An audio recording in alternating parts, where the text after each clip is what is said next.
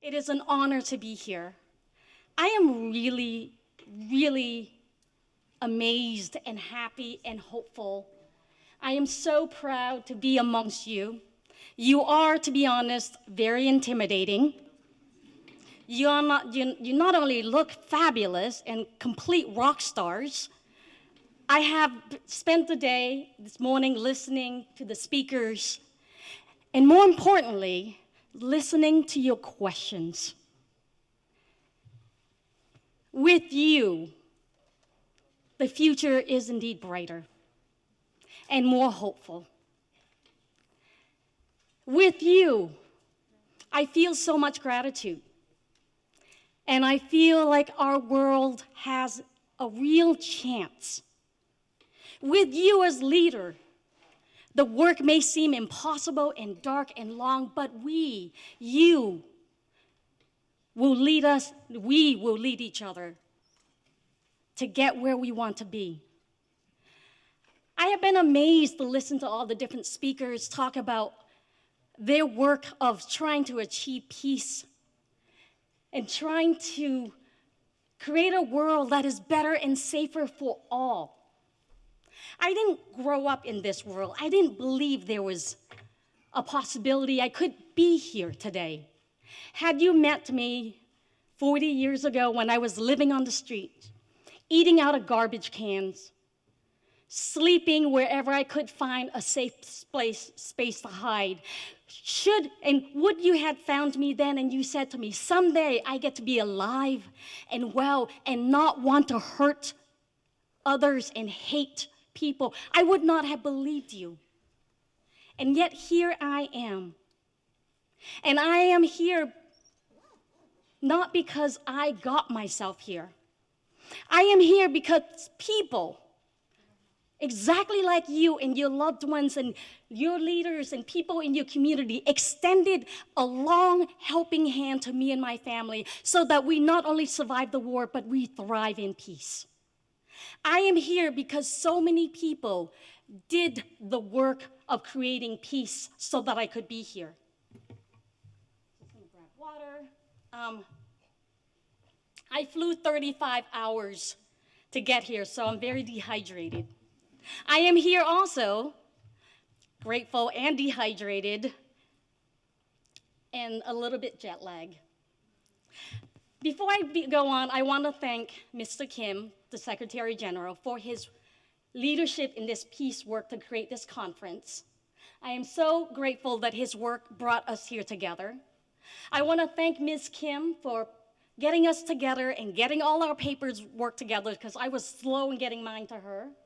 I want to thank all the speakers for giving up their time and their heart, and I want to thank you for being here and for staying awake. There's a Cambodian proverb that says, you cannot claim heaven as your own if you are going to sit under it.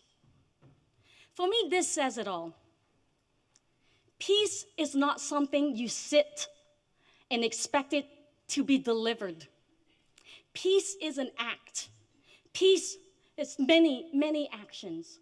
Peace requires commitment strategies, whether it's in your heart, in your home, in your relationship, in your body, in your mind, in your country, on your roads, at your school. Peace is something we choose on a daily basis.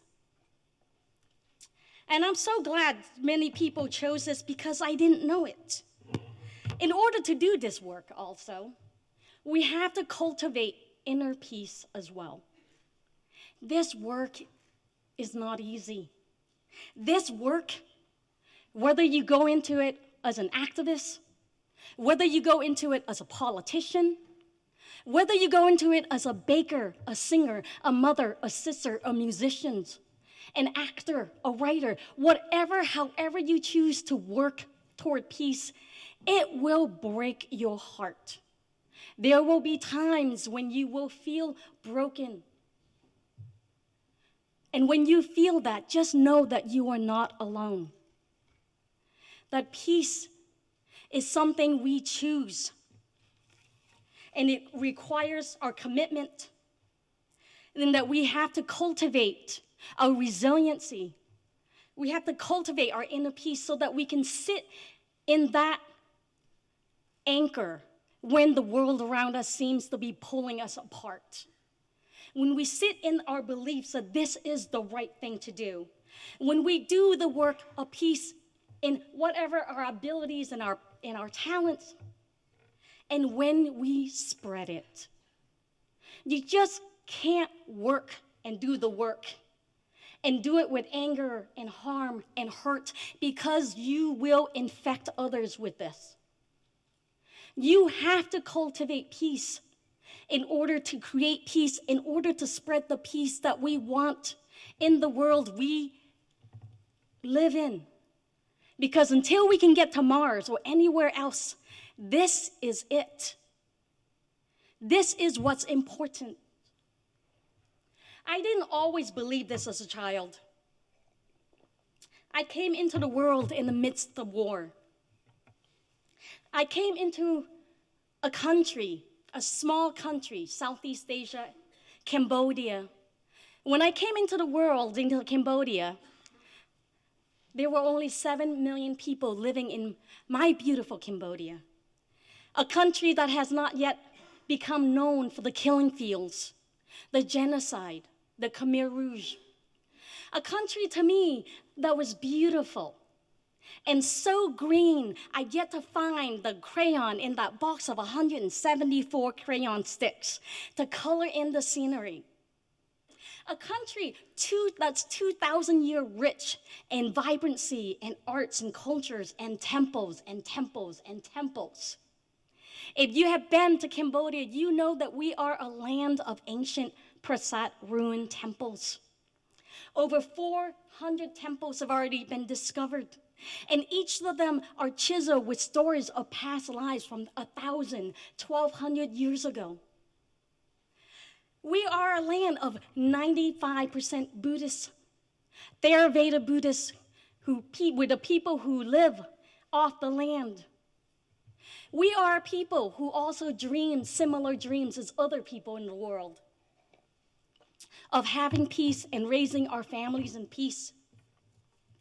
I came to this Cambodia, even though in the midst of it, even though it was already in the midst of a civil war I didn't know about.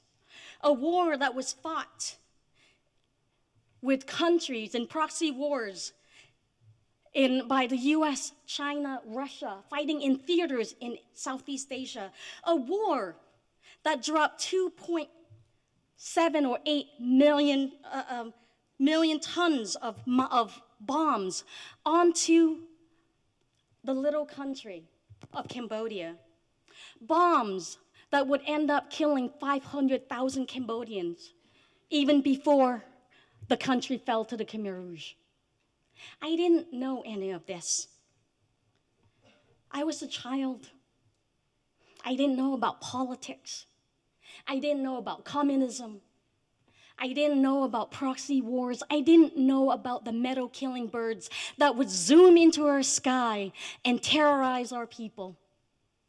I only knew that I came into the world to a father who was a military police officer and who protected us, to a mother who at 5'7" was an Amazon in our society, who watched over my 3 very, very cool brothers who wore bell-bottom pants, who listened to Elvis Presley music on the 8-track tapes, who grew really long sideburns and thought they were really cool. I came into the world with 3 sisters who I fought with so loud and so often. My father threatened to replace us with monkeys. If you've been to Cambodia, you know we have monkeys. Thankfully, he never did. I came into the world to parents who believe in education, who sent us to school 3 times a day, 6 days a week, studying Chinese, Cambodian, French, and English. And on that one day off, we would go as a family to see our relatives in the village, to the pagoda, to have picnics. And my favorite activities was of going to the movie theater, where in the dark, my family of 9 would sit in a row, and the screens would come down, and the stories of the monkey kings and gods and goddesses were fighting epic battles to obtain peace. And when I got bored of holding my favorite junk food, and even then I liked fried crickets. If you like popcorn, fried crickets never get stale. Having been to Cambodia over 45 trips now, I have acquired a taste for fried tarantulas. If you have a fear of spiders, eat them. Fear gone, I guarantee it. And in the dark, when I got bored of sitting, and I would gently tap my father's hand. And then without verbal communications, he would turn his palms upward, and I would put my food and drinks in his hands. We didn't have cup holders in Cambodia in 1975. But when you have parents, grandparents, aunts and uncles, brothers and sisters, you know there are no need for cup holders. My father's hands was my cup holders, his arms, my armrests, his lap, my chairs. That was the childhood I remember. That was the childhood I dream about. And that was the childhood that came to an abrupt end on April 17th, 1975, when I was 5 years old. And on that day, the Khmer group, the soldiers, came into the city wearing black shirts and pants, sashes, red sashes around their belts. On their backs were guns, and on their belts were grenades, and they wore big smiles. And they came into our street in front of my house, pulled out their bullhorns, and they said, "Leave, get out.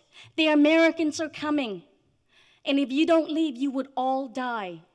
They're gonna bomb our city." I didn't know who the Americans were.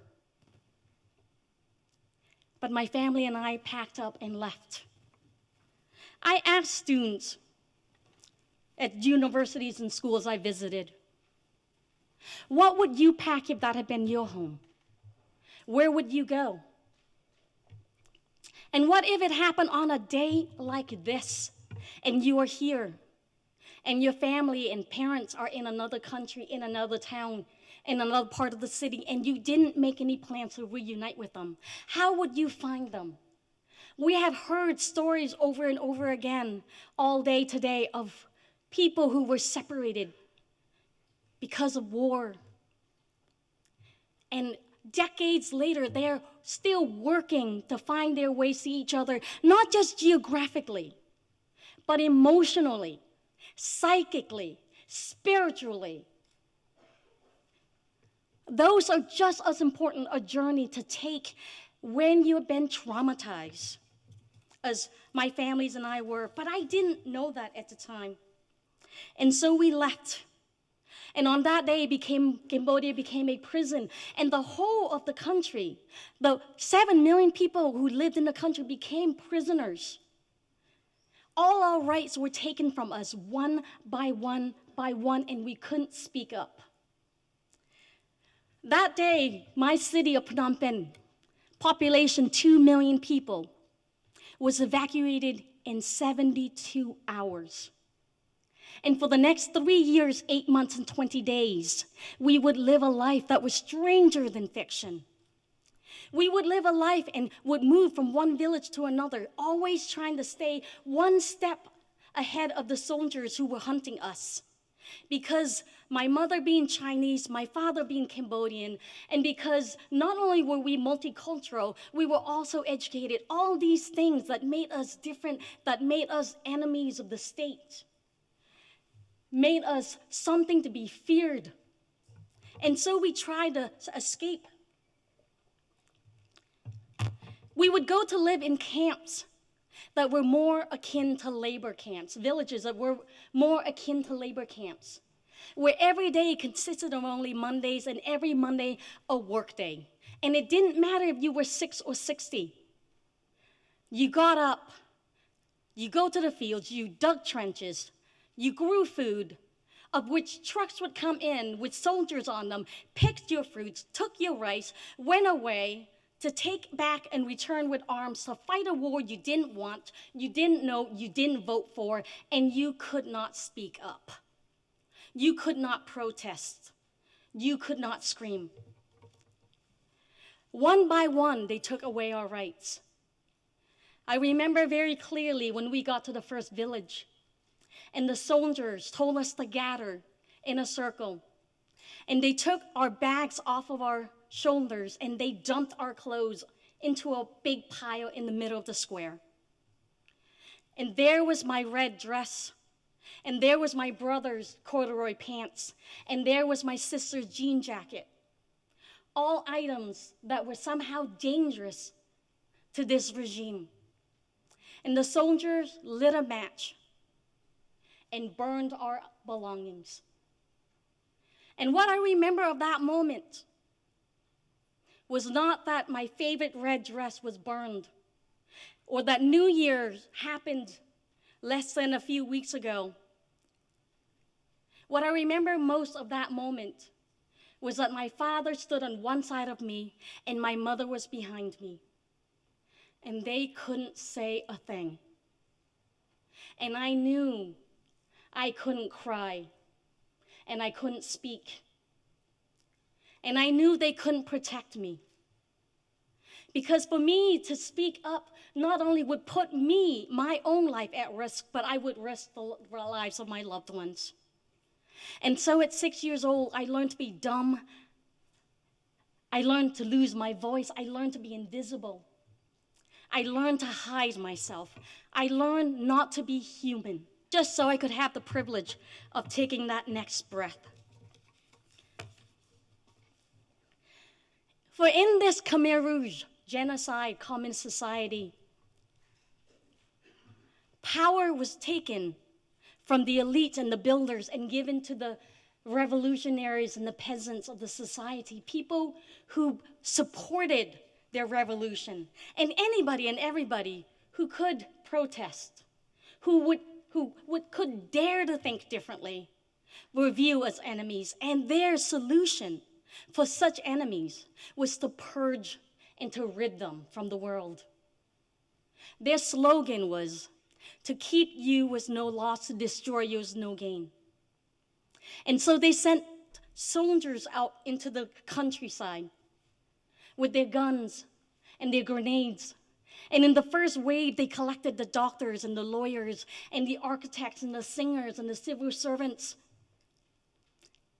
And then they gathered them and executed them en masse. And still we couldn't speak up. I was 6 when I saw people disappearing. And I had to clamp my lips together to stop myself from crying. And the soldiers came back, and this time they collected the students, the teachers, people who wore glasses, people who were of different racial backgrounds, of different multicultural backgrounds, and they collected these people, and they disappeared. We knew we weren't safe, and yet, my child's heart, more than anything, wanted to believe this. And when I saw the soldiers came to my village, 2 soldiers with their guns, and they asked for my father, I knew deep in my heart we were not going to see him again. I was with my brothers and sister, and I watched as my father, for the first time in so long, stood straight, his shoulders back, his backbone rigid. And I listened to my father said goodbye to my mother and heard her cry in a way I've never heard my mother cry before. And when he came out of the hut, one by one, he picked up my brothers and sister in his arms. And when he picked me up in his arms, I had the instinct of heart to wrap my arms around his shoulders, to rest my face against the nape of his neck, to remember how my face felt against his cheek, to remember how tight his arms wrapped around me as my legs dangle in the air. And when he put me down and walked off with the soldiers on either side of him, the gods that night had painted the sky this palette of gold and red and magenta and orange and pink, and it looked like such a glorious heaven in the sky, and yet all I felt was hurt and hate and rage in my heart. And that hate and rage expanded to the people I believe knew what was going on, I believe had to know. And if they knew, why were they not doing something? And was it possible that people could look at this sunset and see beauty when I only saw hell? And I cursed the gods, and I cursed the heavens, and I took in hate. We found out 3 days later that my father had been executed. At least that was what we were told, because what really happened to him, we do not know. But this I know. If he is alive, no hell, no landmines, no distance would keep him from coming back to us. And this I also know. Cambodia today is littered with over 20,000 mass graves. Over 1 million skulls have been accounted for in these mass graves. And majority of them were not killed with bullets that were deemed too expensive to waste on enemies of the state. Majority of the people were killed with a blunt instrument smashed to the back of their heads. What were you dreaming for when you were 7? What did you pray for? I prayed for my father's death to be quick and painless, as I continue to pray for this today. But I didn't know about this. I didn't know about the world. And 3 months after my father was taken, my mother gathered my brothers and sister to her and said we had to leave her. She said I was to go east, they were to go south, they were to go north, and we were to separate, to find an orphanage, a camp, tell them she was dead already, take a different names, do not come back to her. When I didn't want to go, she turned me by my shoulders, pushed me out, and said, "Get out, I don't want you." I was not yet 8. It mattered not the color of your skin, the texture of your hair, the language of your tongue. It mattered not where you live, who you are. A child's heart, when broken, is at risk of being completely shattered, especially when her heart was broken by her own mother. And I thought my mother was weak. I thought she didn't love me. I thought my father was strong and kept us together, and he was my hero, and here he was gone, and my mother was sent us out. Little did I know that what I didn't know about the soldiers in the Khmer Rouge was that they were not only coming after the people they harmed and the people who were threats to the regime, they were coming after the daughters and the sisters and the brothers and the children of the people they killed. And in order to give us a chance to live, my mother had to separate us and send us out, knowing the chance we may be killed, raped, tortured. Can you fathom the strength of that heart? Can you imagine the strength of that mother? This is the strength of so many mothers who have had to protect their children in so many parts of the world. And they are the reason I do this work. They are the reason I have hope, despite my heartbreaks over other things I see in Washington, D.C. and in our world. The human heart is not only the most vital organ in the human body, but it is also the strongest muscle. For as many times as it breaks, it has the capacity, the ability, the potential to heal and to expand and to grow and to do better if only given support and given helping hands and given help. But I didn't know this at the time. And so I left my mother a heart full of hate and anger. And I landed, as you saw on the screen, at a children's camp where the teachers or the instructor there saw me, and they saw the rage and the anger, and they didn't take me aside and said, hate will only breed more hate.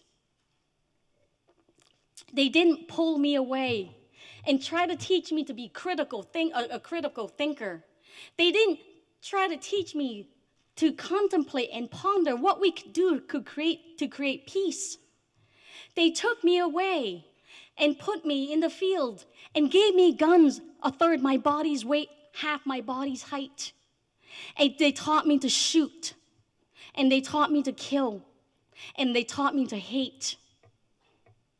Is it so unimaginable when we watch news stories and hear and learn of stories of children in the other parts of the world who have been taught that same way, that same thing, and then find them going out into our world hurting other people? Is that so unimaginable?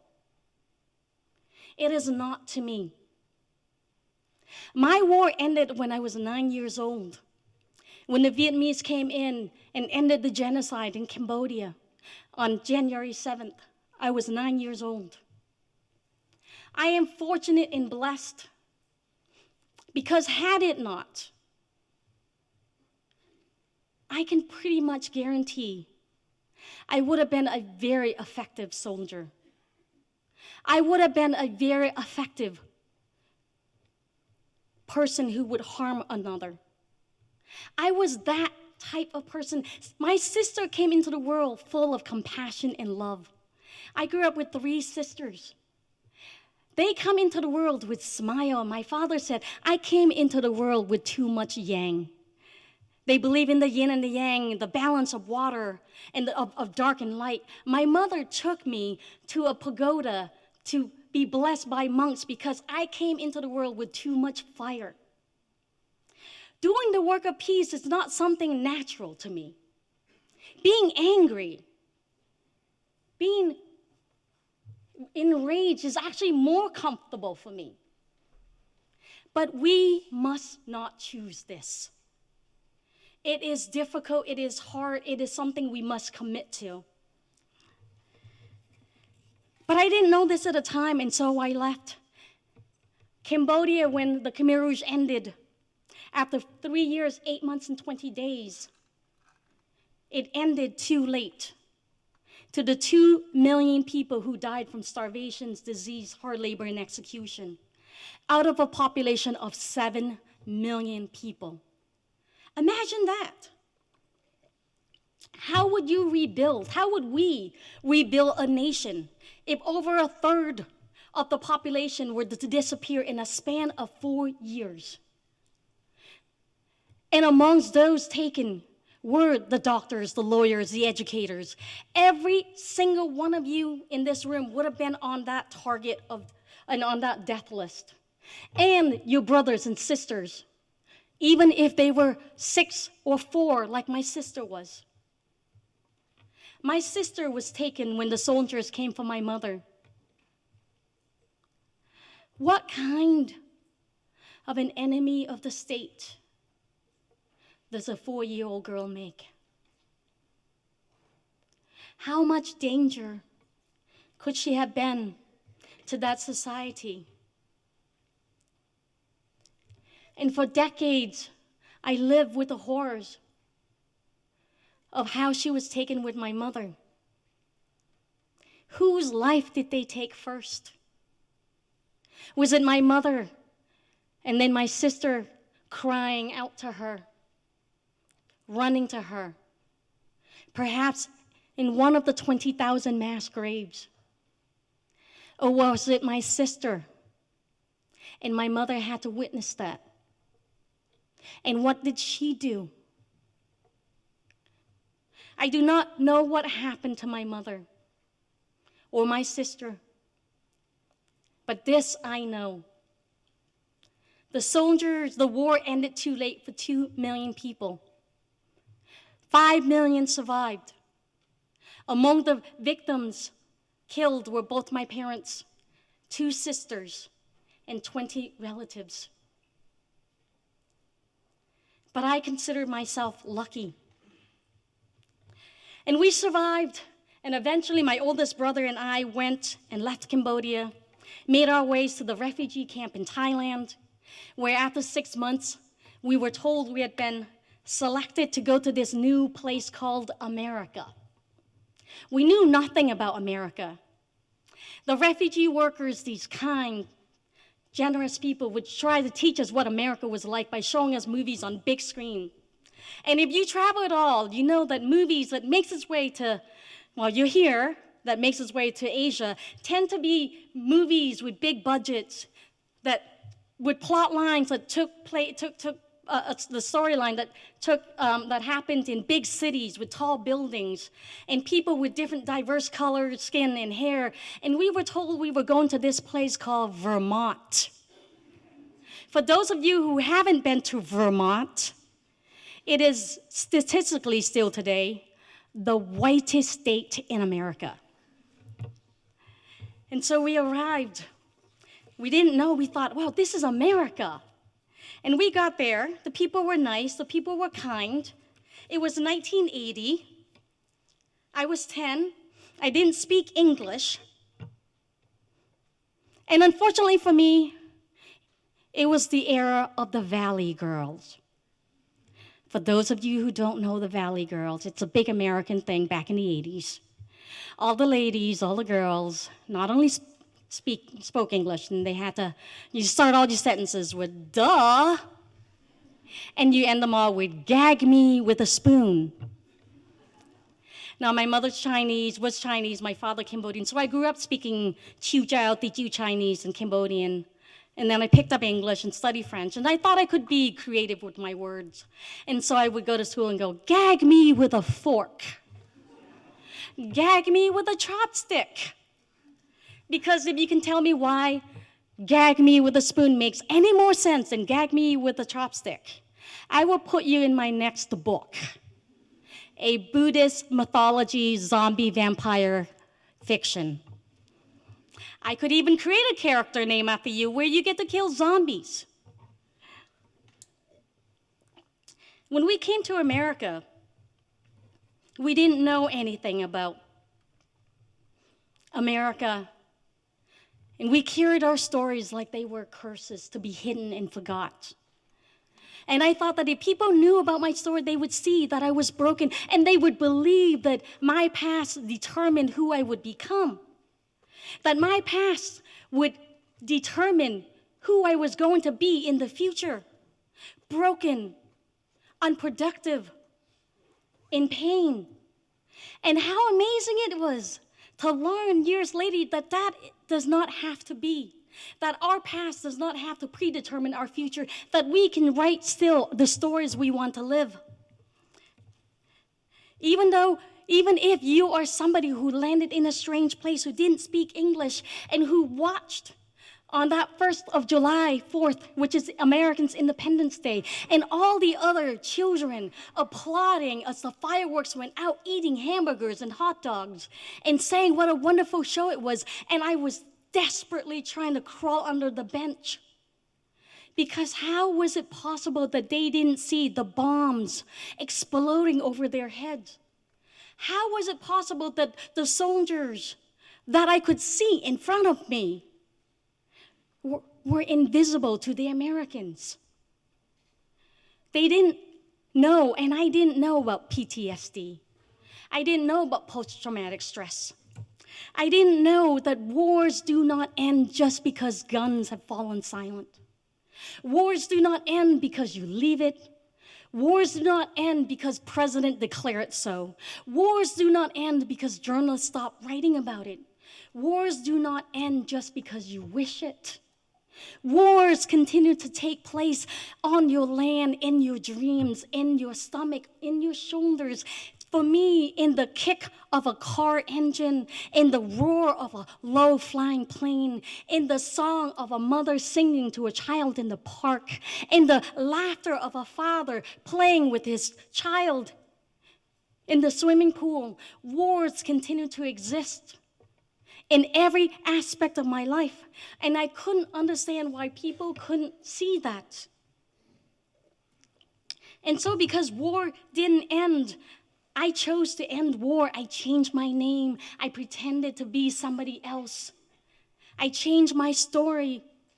I did not want to exist. But I left behind in Cambodia a sister and 2 brothers and all these relatives who could not escape. When we went to America, we ended up in a place, in a country that did not have diplomatic relationship with the country, with Cambodia. And so until America normalized diplomatic relationship with Cambodia in 1993, I could not come back. And when I received my citizenship in America, I could travel to pretty much anywhere in the world, with the exception of Cuba and Cambodia. And so I couldn't come back. And because of this, I was separated from my beloved sister for 15 years. I was separated from my culture, my language, my heart. Wars don't end because you leave it, no matter how hard you try to leave it. I went on to study, to go to college, to find a rewarding job. And yet, I couldn't sleep. One of the participant asked what peace means. How do you define peace? It's a topic for another conference. How do you define peace? What does peace mean to you? Is it the absence of war? Is it the growth and is it justice? Is it the birth of families? Is it the harvesting season being successful? Is it being able to go back to your country? What does peace mean to you? It means all that to me. And when I was in my early 20s, mostly, it meant going to sleep and being able to sleep and not being able to have nightmares and not being able to every month going through some kind of trauma and not hating and not hurting and not feeling guilt and knowing that I could learn English, and yet my sister's education stopped when she was 12, and knowing that I was in America learning about sex education, and my sister was arranged in a marriage at 17. And not being ashamed that I could travel back and forth and leave with my passport. Being able to sleep and being able to wake up in the morning is even more important. And looking in the mirror and thinking to myself, I did something. Whatever that thing is, what that thing is for you, I did something. It is not my goal to be a great person. It is not my goal for people to know me. It is not my goal to stand in front of people, to speak to people. It is my goal to be a decent human being. A decent human being that my parents could be proud of. Wherever they are, whether they are in this heaven or that they could look and they could be proud of. Peace is not an automatic. Peace requires work. What I've learned when I first returned to Cambodia in 1995, and when I came back after working, starting my journey of trying to find that inner peace, I didn't know how important that was. I went out. I was going to change the world. I got my degree in political science. I was going to go and affect change. What I did not realize was that I was going out full of anger. I was going out full of hate. I was going out full of hurt. I was going out full of screams. And then my trauma was passed on to others. I remember being at a school talking about Cambodia. And then afterward, these two Vietnam vets came to me. And they were in a wheelchair, and they were grown men by then. And they were sobbing. They were apologizing to me. They didn't know, they said. They were given coordinates when they flew planes over my country to drop the bombs. They didn't know. They were 19 and 20. They were babies now living in a grown body that were disabled. And they were sorry. It dawned on me then that I was passing my hurt and creating more pain, and that I needed to stop that. To do work, to create peace, not only requires us to do the work, but it also requires us to anchor ourselves in it, to believe in it, heart and soul, to celebrate each other, to not hurt and not hate, and so to be kind, to be civil, to be respectful. All these things that are so undervalued and underestimated in our society. We need to do this work with civility, with kindness, with diplomacy, with generosity, with grace, with gratitude. We cannot go out and do this work and think we are right, and that people need to do it because we know more. We may not know more. And even if we know more, we need to listen, because the person are maybe carrying traumas that they have not yet worked through. We need to do this work and cultivate in ourselves and to work for peace. And we need not do it alone. It is not enough to want to work for peace. We need to choose it. We need to choose it on a daily basis. We need to choose it when we wake up and say, I'm going to be a kind driver today. I'm going to be a kind person today. We need to choose it and say, I'm going to see somebody hurt and lend them a helping hand. I see somebody being abused and I'm going to stand up. We have talked, I thought, today about the work of peace and what we can do together in this room. But the work of peace is everywhere. It's all the opportunities, all the extraordinary things being done by all the ordinary, extraordinary people, all 8 billion of us. All the peace. We need to choose it. In the US alone, there are over 1.5 million registered organizations. People doing good work. I don't even know how many millions of registered charitable organizations in the world. But this I know. There are over 8 billion of us. And we all have the potential to cultivate peace in ourselves, to do the work to create peace, and to spread peace. Not only through our work, but through our being. Through our kindness. I am so tired of seeing unkind people and hearing people who are being unkind and hearing people complaining about how hard it is and how New York City, where I go a lot, are full of sometimes difficult people. I don't know about you, but when I travel, I meet a lot of good people. I constantly meet good people I want to write about. In the US, there is a slogan that the media follows, that the media use in order to tell us, to put news, to cover the news. And the slogan is this: if it bleeds, it leads. If it bleeds, it leads. And if that is all that we show to each other, if that is all that we put out, we will continue to bleed. We will continue to bleed, and we will hurt, and there is no chance for us to create peace. And the most important thing also is that we need people to do this work, not just in this room, but when we're out of this room. We need allies who are going to stay in this work for decades, for a lifetime.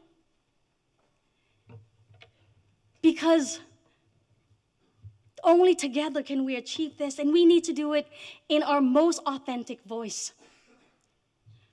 If you are a dancer, a musician, a leader, a baker, a writer, a singer, a father, a mother, you have that opportunity to create peace, to do it in your most authentic voice. I started when I was doing the work as an advocate against violence against women. And then I went into working for the campaign to ban the use of child soldiers. And then for 10 years, I was a spokesperson for the campaign to ban landmines. And then I decided that I wanted to share my story, not because it was a story about my family surviving the war, but it was a story of love. I became a writer, a published writer, on April 15, 1998. I remember this date very specifically because it was the day the Khmer Rouge leader, Pol Pot, died. Until then, I was living and working in Washington, D.C. as an activist, loving my life. And then when I heard the news that the Khmer Rouge leader, whose regime killed 2 million people, in the last interview he did that was played all of the news, his message was that what he did in Cambodia, he did for love. I became so enraged. Love does not a genocide make. Love does not commit murders. Love does not torture. Love does not harm. How dare he use that word? How dare he wants that to be his legacy? And so with my pen, I went out to negate that legacy. I went out to write a different story of love between mothers and daughters and brothers and sisters, countries and history, cultures and music. The kind of love story I want to tell, the kind of love story I see exists in our world everywhere, the kind of love that the world needs more to know about. Because if you're going to change the world, when I was working in Washington, D.C., there was a time when we wanted to create change, and we wanted people to join the campaign to ban landmines. What we would do is we would go, or I would go, and we would meet the people who've been the most harmed, who've been the most hurt, who were missing part of their legs or arms or face or shoulders, because landmine is a weapon system costing $1 to $3.50, and once in the ground, stay active for decades. When you step on it, everything below you, rocks, dirt, toenails, grass, bones, shooting up and explode, shooting up into your limbs, disintegrating your flesh, melting off your bones. And if you survive, 90% of people die from blood loss before they get to help. If you survive, it's a lifetime of pain and scars. If you can get your limbs amputated and it heals well enough and does not get infected. For children, it would be a lifetime of pain and scar revisited. Because when a child, had I stepped on a landmine when I was 10, every year, 6 months, 8 months, depending how well I grew, how fast I grew, I would have to go to a center and have my stump, my limb cut and recut and cut and recut again until I stopped growing. Because the bones will continue to grow and will protrude out of the stump. It's a lifetime of pain and scars. As a writer, I wanted to tell the stories and to share their story. But I never saw myself as working against landmines. I do not care about landmines. I do not care about that weapon system. I do not care that over 240 different types of landmines have been created. I do not care how they are made, even though I have shown how they were made. I care about the people who've been harmed by them. I care about the society that's dismantled because of landmines. I care about the farmers who cannot access their land. I care about the 500,000 animals stepping on landmines, cows that are needed to farm land. I care about all of us being able to take a step and not be fearful that our next step may not be our last. I do not care about landmines. I care about the fact that as a weapon system, it is a weapon of mass destruction in slow motion, taking one limb, one leg, one life at a time, that years after the war in Cambodia, after the Khmer Rouge genocide ended, an estimated 500 Cambodians were being maimed, killed, injured by landmines. And that was the story I chose to write. Edith Wharton, my favorite poet, wrote, "There are two ways of spreading light, to be the candle or the mirror that reflects it. Be both. Be both." When we used to take the most hurt person and we put their stories into the world, what we would get back was what I call pity checks. It was pity. People would support us once and they wanted us to go away. They didn't want us to be there. We need to build allies. We need to show people how we could survive, how we could grow, how we could change, how we could heal, how we could create peace. And we can only do this by showing and tying together the ties that binds the humanitarian ties of grace, of generosity, of work. We have this. I am so grateful that when I did not believe this, others did. When I could not stand, others stood. When I could not speak, others raised their voice. When I was sleeping on the street, somebody gave us a blanket. I am so grateful that when I could not speak English, my ESL teacher came and taught me English and taught me words and taught me I could speak. I am so grateful because in addition to the work, the specific work we could do, we could cultivate, we could lead in our most authentic voice, because when you lead in your most authentic voice, you will stay in the work. I couldn't lead and do this work just being in a boardroom only. I would get bored. People would kick me out. But I changed. I went from being an activist in a shelter to being an activist in Washington, D.C., to being a writer, to writing screenplays, to writing and sharing my story in a different mirror. So we could change with the work. Because all the people who've shown me, whose work have allowed me to be here, shown me this most important thing. In addition to the work, there is faith, there is hope, there is a knowing that though to all of us who have seen the worst acts of man's inhumanity to man, the worst acts of man's inhumanity to man, and that broke, and that shattered, and that made me want to harm. I was also shown examples of man's best humanity to man, of women's best humanity to man. And that is what heals. And that is what will create lasting peace long after our grandparents are gone and we are no longer in this building. That best of man humanity to man will keep on living. I will leave it at that and take questions. Thank you.